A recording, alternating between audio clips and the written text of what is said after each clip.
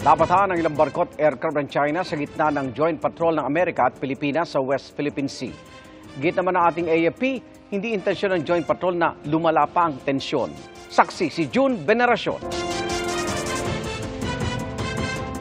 Kasunod ng magkatabing paglipad ng mga fighter jet ng Pilipinas at Amerika sa West Philippine Sea bilang simula ng kanilang Joint Sea and Air Patrol kahapon. Kanina, lumipad naman ang P-8 Poseidon surveillance aircraft ng US Navy kasama ang ilang media para magsilbing eye in the sky. Mula sa taas sa 10,000 talampakan, tanaw ng aircraft ang dalawang warship ng Amerika at ang kasunod nitong barko ng Pilipinas. Namataan din mula rito ang isang Chinese frigate na bumuntot sa mga US ship sa distansyang 5 miles at nasa loob ng exclusive economic zone ng Pilipinas.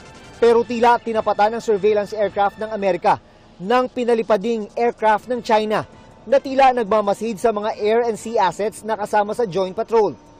Liban dyan, wala namang radio challenge o iba pang agresibong aksyon na kadalasang ginagawa ng China. Nothing unusual. Both parties on both sides conducted themselves safe and professionally and normally, which is what we are always out here trying to do. Pero bukod sa surveillance, gamit ang high-tech camerang kayang mag-zoom kahit mula sa malayo. Kaya ring makadetect ng P-8 Poseidon ng submarine sa ilalim ng dagat. Pareho ito ng surveillance plane ng Amerika na nakita sa ilang resupply mission ng Pilipinas sa Ayungin Shoal at sumaksi sa pagharang ng mga barko ng China sa mga barko ng Pilipinas at paggamit ng water cannon. Matapos ang halos 4 na oras na aerial surveillance, bumalik na ng Clark Air Base ang P-8 Poseidon. All mission objectives were met today. We got out and conducted our normal routine patrol of the area. Happy to announce it was a mission success.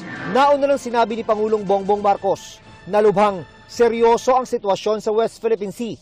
Kaya kailangan ng kooperasyon sa pagitan ng Pilipinas at mga kaalyado gaya ng Amerika. Tatagal hanggang bukas ang Joint Air and Sea Patrol ng Pilipinas at Amerika. These combined maritime activities between the U.S. and the Philippines and the added assets of the air assets just greatly enhances the evolution of our alliance.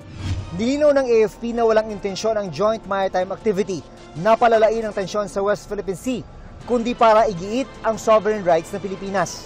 Naniniwala naman ang National Economic and Development Authority o NEDA na makatutulong ang joint patrol sa ekonomiya.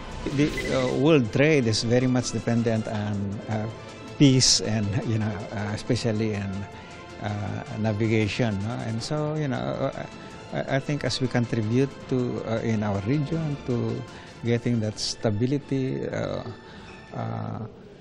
trade will be promoted. Para sa GMA Integrated News, June Veneracion ang inyong saksi. Mga kaibigan, samahan nyo kaming saksiyan ng mga balita. Mag-subscribe sa GMA Integrated News sa YouTube. Para sa mga kapuso abroad, samahan nyo kami sa GMA Pinoy TV at sa www.gmanews.tv.